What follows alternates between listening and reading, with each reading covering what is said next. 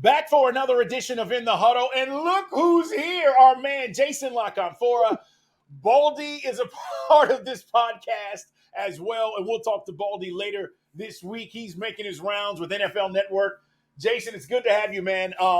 It's been a crazy offseason. Now we're in camp, and there is a lot going on when it comes to the NFL and all these teams. And we got some stuff to chop up today. So I want to start first with last night was the first episode of HBO Hard Knocks. Whether you saw it or not, I don't want to spoil it, okay? I'm not going to spoil it for anybody because you're going to see this podcast today and over the next few days, and then you won't see the next episode until next week. They come out every Tuesday. But the main thing last night, and I think we kind of knew this, was everybody's gassing up Aaron Rodgers. Linemen, receivers, DBs, everybody's talking about how good Aaron Rodgers has looked. And, you know, in camp, everybody's going, 8. Oh, man, 8 is great. Jason, we kind of knew this, right? I mean, I get it. The love fest is why he's there, and this is also why I think he's very happy right now with the way that everybody has embraced him. Well, I think you need to look at this for what it is, right? The Jets have a really tough early schedule, in part because they're playing a lot of primetime games.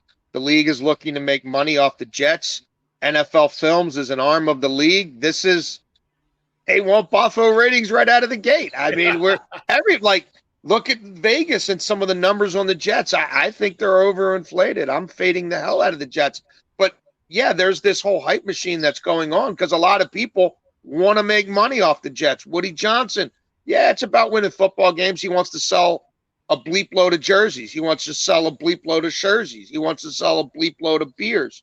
So, yeah, this is whipping everybody into a frenzy about Gang Green turning the corner, and this guy who won back-to-back MVPs a couple of years ago, you know, being in Gotham and being the savior. Like, I get it. I mean, there's narratives you can run wild with if you hadn't watched this guy play last year, or you want to pretend it didn't happen. But there's a lot of people in the business of, as you said, gassing this up, hyping this up, making the Jets must-see TV. Why would the Jets be must-see TV? Because you're not going to be able to avoid them the first 6 weeks of the season. They're going to jam them down your throat. So, you know, that's all, you know, one hand washes the other.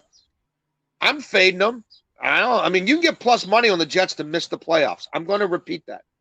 You can get plus money on the Jets to do what they always do, miss the playoffs, plus 125. Your $10 turns into $12.50 if the Jets are simply the Jets.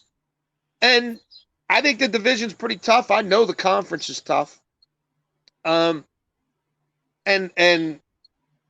Aaron Rodgers last year was not a good quarterback.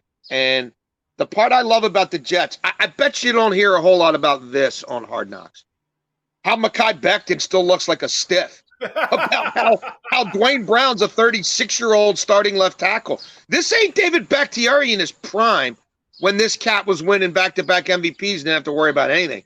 You know, I defy people who are betting on the Jets and hyping up the Jets and, you know, crushing their popcorn and beer while they watch Hard Knocks. Who's behind Mekhi Becton on the depth chart? Max Mitchell. I bet you don't know him at all. So that's what I'm looking at. The team's built, right, the best teams of football built from the inside out. This guy at this stage of his career needs to be incubated. You want to know who threw the highest percentage of passes in the NFL last year behind or at the line of scrimmage?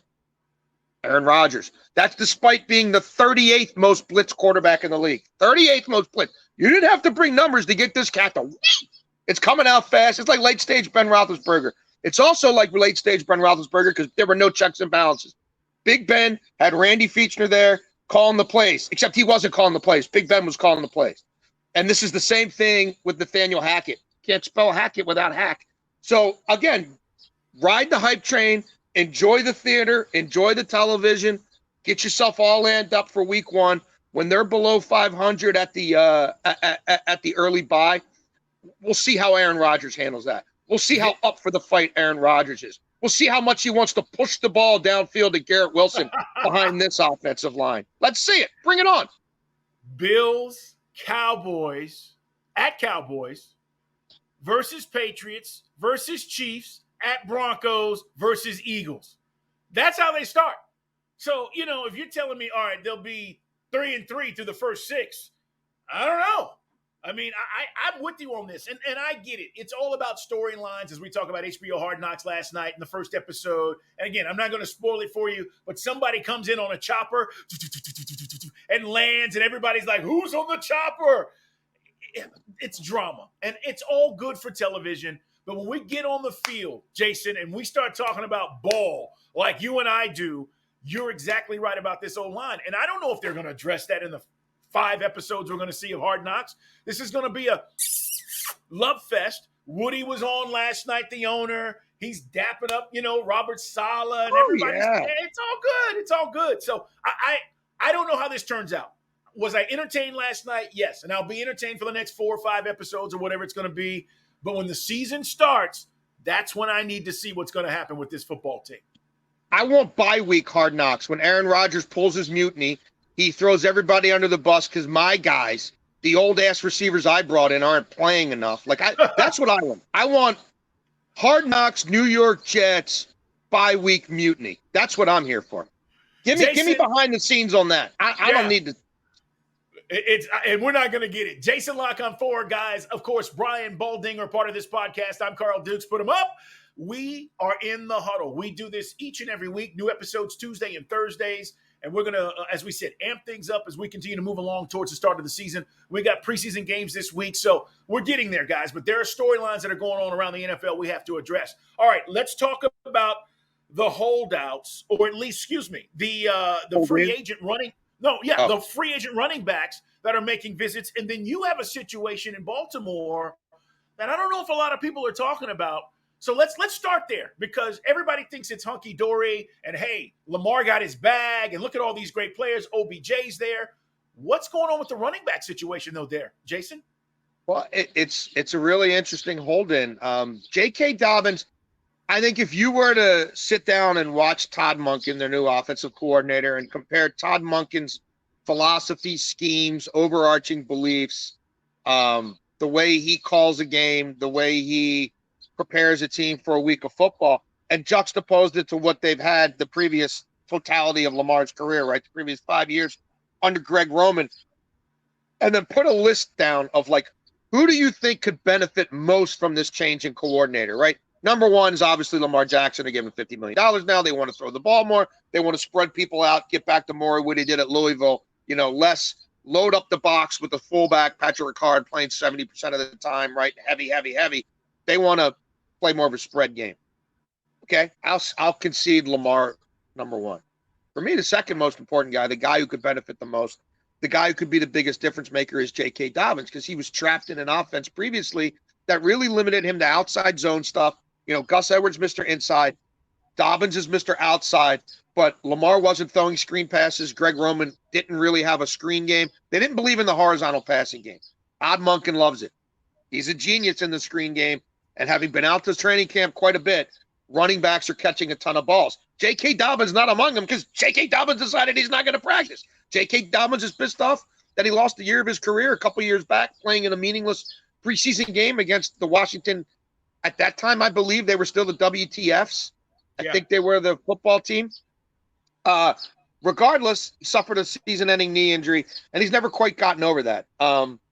So a lot of people are saying these hold-ins are about money, and ultimately they are. But for this one, Carl, I don't think it's about the money to be made here, because the Ravens are going to chew him up and spit him out in the last year of his rookie deal. I don't think he's getting an extension here, and I think he knows that.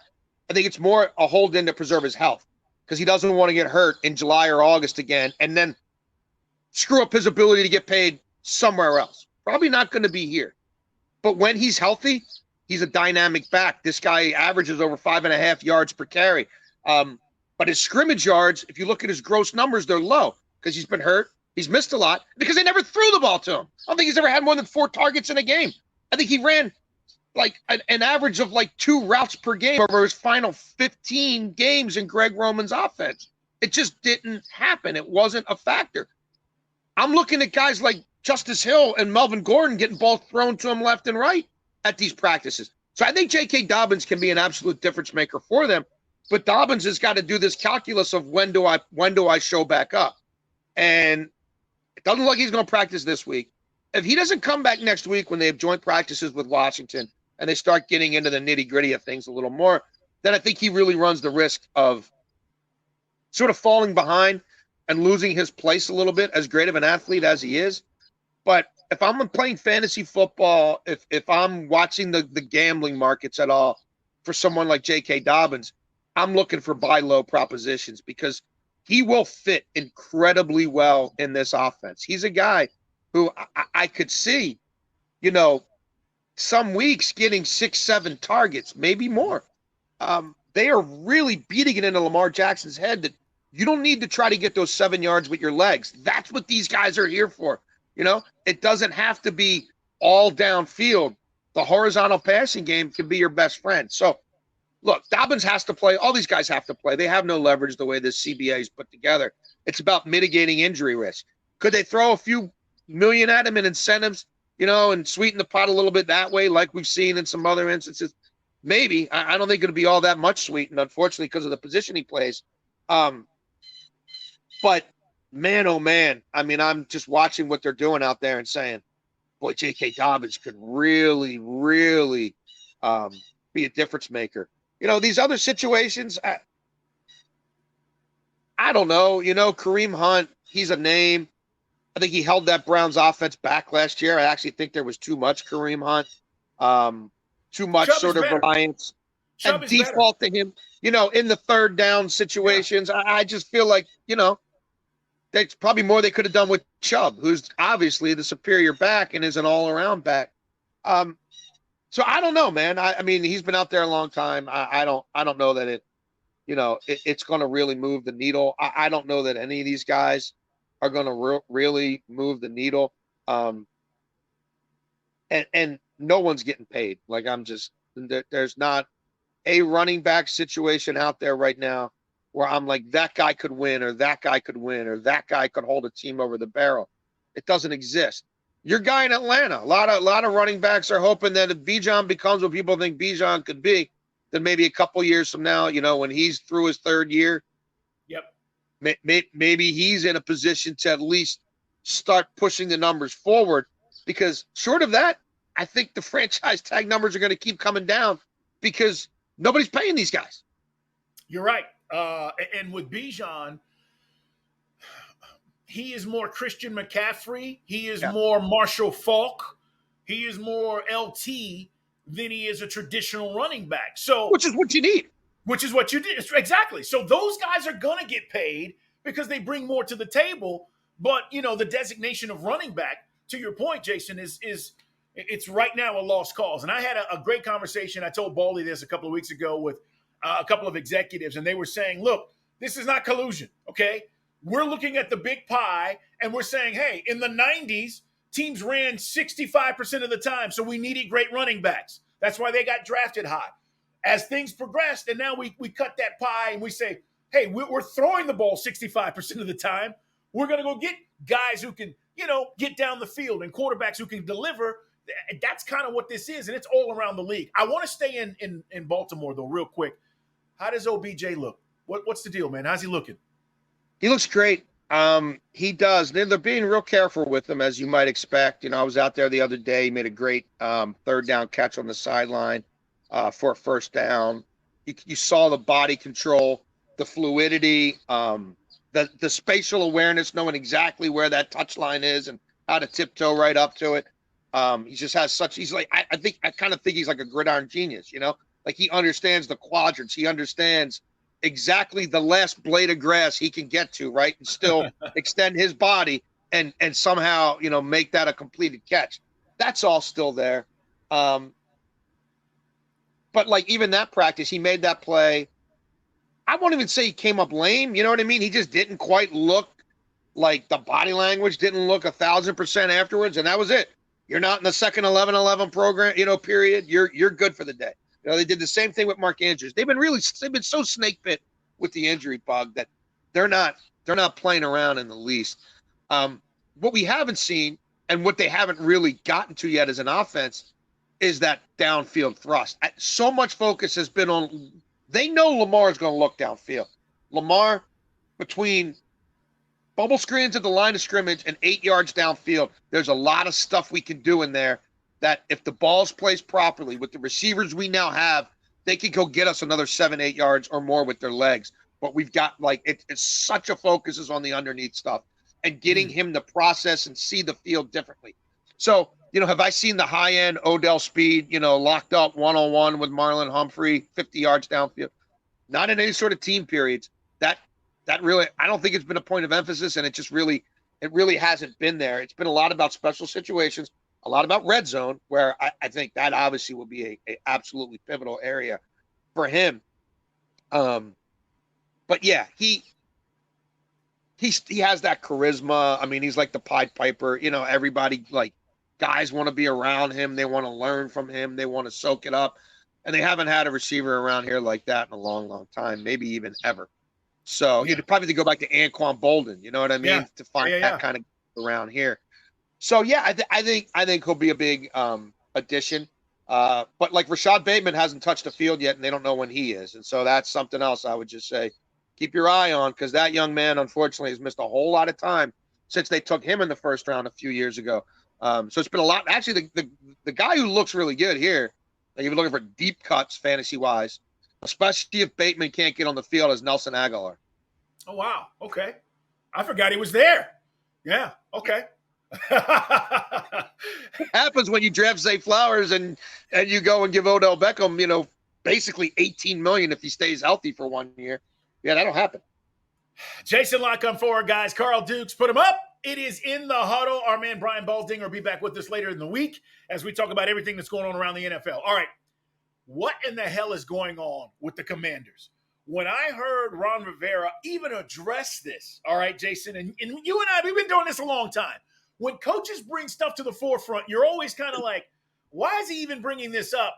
So he comes out and basically says that he has gotten complaints from some of the guys that Eric Bieniemy, who's now the new OC with the Commanders / assistant head coach, is being too intense.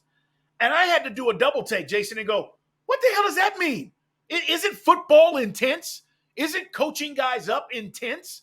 And so today, or yesterday, I guess, after practice, he came back and kind of walked it back a little bit. And then he said he talked to Eric Bieniemy because he felt like it came out wrong, that Bieniemy was looking like the bad guy. And Bieniemy's like, hey, no problem. That's exactly what he did, by the way. That's exactly what Ron Rivera did. I don't get this. So, first of all, from a player standpoint, what the hell is wrong with this? The coaching and coaching hard. And two, did Rivera fracture this thing for Eric Bieniemy, who we've talked about? We thought he should have had a job 2 years ago. Does this play into the narrative that he doesn't interview well, or he's too aggressive, or he's too intense? Ron Rivera is lucky that this ownership thing dragged out the way it did, because Ron Rivera had no merits to keep this job. None. I saw none. Zero. He should have been out. This is what Ron Rivera's done. He said silly stuff about Dwayne Haskins and had to walk some of it back. He basically said he didn't know that they needed to win a game to stay in the playoffs last year, right? And got caught with his pants down in real time there, and then tried to change the narrative and walk it back. The way he talked about their quarterback situation last year and some of the things he said about Wentz when a lot of people in that building were ready to see Sam Howell, it drove them bonkers, and they're like, what's going on when this guy gets in front of a microphone and he wants to swallow it? You know what I mean? He wants to beat on his leg. Like, that should be the easy part of the job. You're a really good communicator. Not sure how great of a head coach you are. You're not really a defensive coordinator anymore, but you're supposed to be the leader of men, the CEO. Can you at least communicate with the media without making you and us look like bumbling idiots? This has been a recurring theme. He hasn't been able to handle his own messaging. And yeah, he threw Eric Bieniemy under the bus. And the way it's being read around the league is Ron Rivera knows he's on thin ice. He's even alluded to this somewhat. Here's a new guy in charge. I don't know what he's going to think of me. Ron Rivera clearly has some insecurities about Dan Snyder handing him that entire building and him not really knowing what to do with it, right? He got way more responsibility than he can handle, way more money than he probably should be making, but he was handed that whole kit and caboodle. It hasn't worked out. Now there's a new guy in charge who didn't bring him in, and the first thing he starts doing is throwing other coaches under the bus. Come on, you've been around football for a long time. The way he initially put that out there, it was kind of like, I'm going to lick my finger and hold it up and see if the wind blows in Bieniemy's favor or the wind blows in my player's favor. Oh, it's blowing in Bieniemy's favor? Oh, let me clean that up. No, I wasn't inferring at all that this guy's come in here too much guns a-blazing, you know what I mean, and too much too soon. and doing stuff. No, I wasn't trying to infer that at all. Like, let me step up and take up for my man. I mean, if Ron Rivera gets fired because the defense, which is still supposedly his side of the ball, at least to some degree, isn't what it's supposed to be, right? And that's where all the assets are. If he gets fired, who's the next man up? Who gets that job on an interim basis? Eric Bieniemy. Eric Bieniemy, right? You would think. Yeah. And now we're barely 2 weeks into camp, and he's coming out saying stuff about Bieniemy that makes no sense to say. Like, whether that's his conscious mind or his subconscious mind, people around the league are like, he's worried this is his last head coaching gig, right? He's clearly worried about what this new owner's going to think of him. He's probably a little threatened by Bieniemy, the hot new guy in town who was doing all this great stuff in Kansas City, where they actually won games. And what's the first? You knew he was going to put his foot in his mouth eventually. It took 2 weeks, 3 weeks. He did it. Oh, and it's about Bieniemy. That's interesting. Yeah, he said, for those of you who missed it, I put my foot in my mouth when it came to the Bieniemy comments. And then he's quite good at that. And then he said, Jason, that, I'm trying to understand more than anything else. Eric has opened the door and guys came in, they talked, and we're starting to see results. He's basically, you talk about walking this back. Either way, Eric Bieniemy's got 2 Super Bowl rings.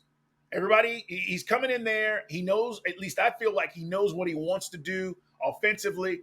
And if he's coaching guys up hard, I would tell those guys who were complaining, or if that was even true, who knows, accept it. You guys have done nothing in Washington to make you feel like you're going to be a contender. Eagles are better, Cowboys are better, and you're worried about a guy coaching you up too hard. I couldn't believe it. So it's just something in 2023 that just makes me wonder what the hell is going on. Yes, and here's one of the other many things that makes me hate what he did. He didn't really take ownership of it. He presented almost like he's an innocent bystander, and hey, there's some stuff going on in my building, and I'm going to air out a little bit of this dirty laundry, but I'm not taking a side. You've got all the authority. Like, if you want to bring it up, you could say, hey, I'd rather you hear it from me than the players. There was some griping going on, and maybe it'll get to you. And here's the thing. Eric Bieniemy's brought here for a reason. I believe in everything Eric Bieniemy's doing. And if any of these guys go off the record and start whining and complaining about the ball coach, ask me about it, because we're doing things differently here for a reason, right? To me, that's how a man would handle a situation. Someone who really was comfortable in their own skin and wasn't threatened by anything going on and wasn't worried about their job security or what comes next or who would replace me if I get whacked in November. Like, I don't know, man. I found it to be rather atrocious. Yeah, I totally agree with you. Guys, it's in the huddle. Subscribe. Watch us on YouTube. We're on YouTube. You can check us out. It's very easy at In the Huddle Pod, and you can see this and check out all the episodes there as well. As we talk about the preseason and all this stuff going on, and we're going to see some things play out. One of the things that I did want to mention also as we were talking today is the fact that all these lists are coming out, Jason, and we see all these lists. And I just laugh when I see these dumbass lists. You know what I'm talking about. It's like, best quarterback, best whatever. And we do this stuff. I say we, it's the media, because, we're all trying to figure out who's going to be really, really good. And this gets me to one of the last things I want to get to with you is you're a betting man. I'm a betting man. We get our buddy Nick Costos on this show. You better, you bet. We talk betting all the time. And I'm trying to think, who are you buying? Okay. All these lists are out. We're looking at all this stuff. Who are you buying right now? Now, we hadn't seen enough preseason. I don't even know if it matters, but who do you like and who are you buying from a betting standpoint? Look, I like I like the Pittsburgh Steelers. I think 3 teams from this division make the playoffs. I think they're one of the 3. I feel like there's a lot of people gassing up and hyping up the Browns. I'm still not exactly sure why. Does the Burrow injury bother you? What's that? The Burrow injury bother you? Jamar Chase was like, I don't want him back until he's 100%. Yeah, I'm like, no, I think the Bengals miss 4 games. No, I think the contract thing with Joe, when the contract's done, I think Joe Burrow will feel a whole lot better, and everybody will feel better about putting him on a football field again. But I think the Pittsburgh Steelers, I look at their win totals, it's been hovering around 9.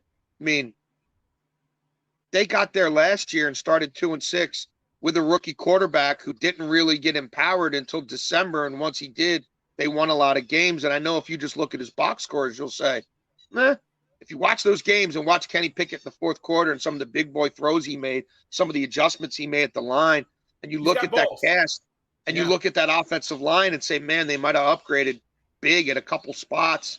I love the backfield combination of Warren and Najee Harris.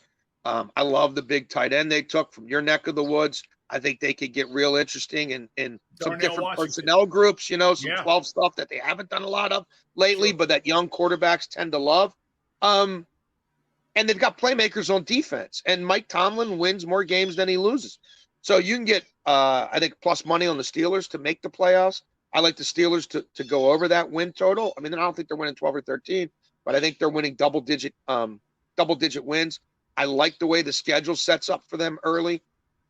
So that's a team that I think I'm a little bullish on than some others. I saw Pickens 3.5 touchdowns. Oh, no way. He's going to be more. Yeah, 3.5. He beat that last year, and he didn't start playing with a real quarterback till the second half of the year. It was Trubisky and all that crap the first half of the year. He only got 6 red zone targets last season. He had 2 red zone touchdowns. He only had 6 red zone targets. He could have 6 red zone targets in week 1. You know what I'm saying? Yeah. So 3.5 on him. Yeah, I'll go over there. And I like Carolina. I like Carolina to win that division. And if that's who they are, then there's a lot of correlated bets you could make there on Frank Reich, right? What a redemption story that is. This dude got fired in the middle of the season for Jeff Saturday, while the honky-tonk man Jim Irsay was having a fever dream and pretending he was latter-day Al Davis. And he's firing trainers. No squash in the cafeteria today. I only want, whatever, beans and rice. It literally, the owner takes over a dictatorship and Frank Reich gets cast asunder. I think Frank Reich, with a wonderful on paper coaching staff he put together that isn't marred by nepotism and cronyism like most of these coaching staffs are. I really love the wide net he cast and bringing people from different backgrounds and different skill sets in. It's not just about who's your agent, who's your daddy. And I don't really love anybody in that division. So why not Carolina? They almost won the division last year, with PJ Walker playing quarterback half the year. I think they're going to benefit in a lot of ways from this new coaching staff. And I think Bryce Young. So, if Carolina's who I think they could be, Frank Reich's going to be in the running for Coach of the Year. Yeah. Bryce Young is going to be running for Rookie of the Year, and you can get pretty good value on those bets. So that's some of the stuff I'm looking at. It's great stuff, man. Jason, good to see you. I'm glad everything is going well. Good to be back. Man, I'm trying to tell you. Thought you guys forgot about me. Well, dude, I got people hitting me up like, where's Jason? I'm like, it's out of my control, all right? They're like, where's Jason? And we hope he never comes back.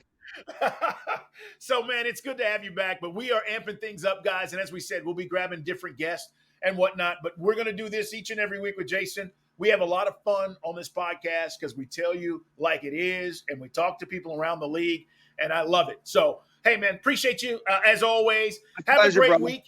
Yeah, man. And we'll do this thing next week, and we'll have Baldy coming up at the end of the week, guys. So make sure you check it out and subscribe. Hey, when the Braves are up here to play the Orioles in the World Series, you can come out and sit out here with me, and we'll do it. We'll do it together right here. It's beautiful back there, man. I tell you what, O's are kicking ass. Seriously. It's an unbelievable turnaround. Unbelievable. As are the Bravos. It'd be interesting. Yeah, it would be a lot of fun. Jason La Canfora, Carl Dukes, guys, Brian Baldinger. It's In the Huddle. Subscribe, like us, and tell your friends. Everybody have a great day.